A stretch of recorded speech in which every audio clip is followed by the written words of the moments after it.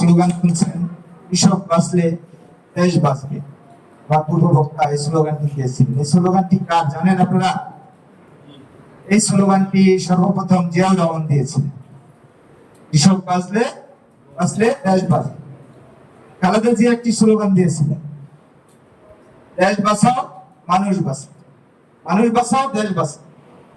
আবার আমাদের বর্তমান প্রজন্মের মাননীয় প্রধানমন্ত্রী, তিনি আমাদের অভিভাবক, তিনি বাংলাদেশের কর্ণধার, তিনি দায়িত্বভার গ্রহণ করেছেন গণপ্রজাতন্ত্রী বাংলাদেশ সরকারের মাননীয় প্রধানমন্ত্রী জনাব তারেক রহমান।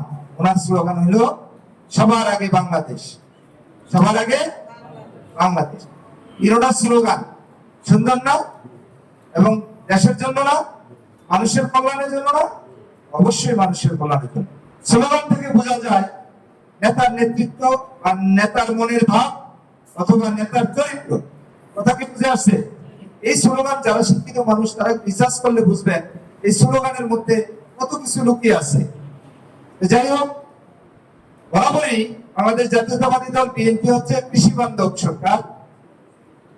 এই বর্তমান মাননীয় প্রধানমন্ত্রী তারেক রহমান কৃষকদের জন্য অনেকগুলি পদক্ষেপ নিয়েছেন। কৃষকরা যদি ভালো থাকে তাহলে দেশ ভালো থাকবে। কৃষকরা যদি ভালো থাকে, কৃষি ফলন যদি ভালো হয় তাহলে দেশের উন্নয়ন ঘটবে। কৃষকরা যেমনি ভালো থাকবে তেমনি আমরা ভালো থাকবে। আমরা এই টেবিলে যারা বসে আছি আমরাও কিন্তু কৃষকেরই সন্তান। আমার বাবা কৃষক, স্যারের বাবা কৃষক, এখানে যারা অতিথি আছে সবার বাবাই কৃষক, আমরাও কৃষক। আমরা হয়তো একটা পেশায় জড়িত আছি, কিন্তু পেশার অবসরে বাড়িতে আমরা কেউ কোনো না কোনো ভাবে কৃষি কাজে জড়িত আছি। হয় আমরা ধান ফলানোর মধ্যে আমরা নিজেরা কাজ করি অবসর সময়, অথবা গাছ লাগাই, অথবা গাছের গোড়ায় পানি ঢালি, গাছের যত্ন নেই। তাইলে আমরা মূলত সবাই কিন্তু কৃষক। শুধু আপনারা যারা সামনে বসে আছেন তারা কৃষক তারা না, আমরাও কৃষক। কথা কি বুঝে আসছে? তাহলে আমাদের এই কৃষকের জন্য তারেক রহমান খুব সুন্দর পদক্ষেপ নিয়েছে, আপনাদের জন্য কৃষক কার্ড করবে। এবং আমরা দেখছি আমাদের যে কৃষি অফিসার নিয়ে আসছেন, উনি আসার পরে অনেকগুলি পদক্ষেপ সুন্দর নিয়েছেন। আমাদের কিছু সার বিতরণ করা হয়েছে, বিভিন্ন সময় বীজ বিতরণ করা হয়, আপনাদেরকে প্রণোদনা দেওয়া হয়, বিভিন্ন সময় আপনাদের ক্ষতিগ্রস্তদের বিভিন্ন প্রণোদনা আপনাদেরকে দিয়ে থাকে সরকারের পক্ষ থেকে।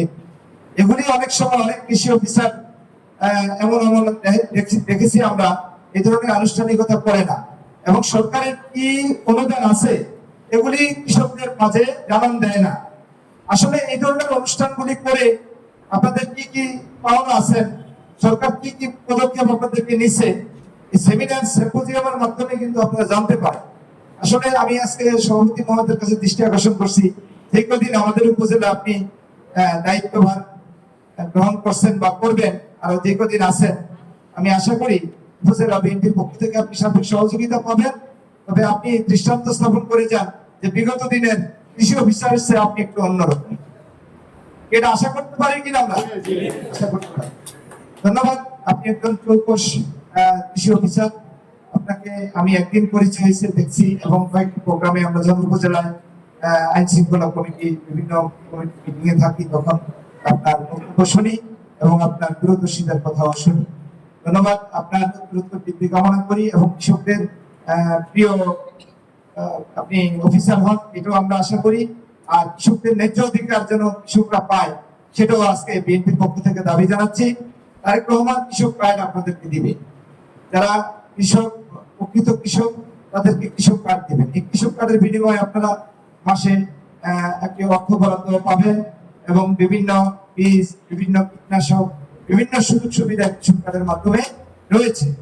যাই হোক, তারপরেও তো আপনারা উপজেলা থেকে মনে হয় কৃষি কার্ড আপনাদের আছে অনেকেরই। সেই কৃষি কার্ডের মাধ্যমে আপনারা বিভিন্ন সুযোগ সুবিধা গ্রহণ করছেন। আমরা এমনও দেখছি অনেক কৃষকে সার আইনা তার পর্যাপ্ত চাহিদা মিটানোর পরেও সার বিক্রি করছে, এরকম আমি নিজে সচক্ষে দেখছি। আবার অনেকে পায়ও না, অনেকে আবার পায়ও না। তবে সবাই যেন পায় তাদের দৃষ্টি আকর্ষণ করে। এবং আমি আজকের এই হাউজে যারা কৃষক আছেন সকল কৃষকদেরকে আমি একটি দাওয়াত দিতে চাই। 16 তারিখে মাননীয় প্রধানমন্ত্রী আসবেন চাঁদপুরে। আমরা লঞ্চ ছাড়বো এই কাটাখালী ঘাট থেকে 12টায়, জাস্ট 12টায় লঞ্চ ছাড়বো। আপনাদের সকলের দাওয়াত দিলাম। আপনারা 12টায় লঞ্চে যা উঠবেন কাটাখালী ঘাটে দিয়ে, আর 12টায় আরেকটা লঞ্চ ছাড়বে তেলির মোড় থেকে, 11টা লঞ্চ ছাড়বে সরবরবী থেকে, আর 10টায় লঞ্চ ছাড়বে চরের 2টি লঞ্চ দেওয়া আছে। 5টি লঞ্চ যোগে আমরা মাননীয় প্রধানমন্ত্রী সমাবেশে যাব।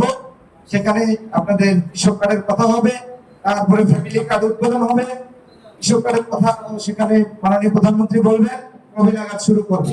আপনাদের সকলের দাওয়াত দিয়ে, এবং 12টার পরে গেলে লঞ্চ পাবেন না। আমরা যাওয়া ফ্রি, আসা ফ্রি, খাওয়া দাওয়া লঞ্চে আমরা করাবো বিএনপির পক্ষ থেকে। লঞ্চে আমরা খাওয়ার ব্যবস্থা রেখেছি। তাই মাননীয় প্রধানমন্ত্রীর এই সমাবেশে যাওয়ার দাওয়াত রেখে সকলের সুস্বাস্থ্য কামনা করে আজকের এই অনুষ্ঠানকে ধন্যবাদ জানিয়ে আমি আমার বক্তব্য শেষ করছি। ধন্যবাদ।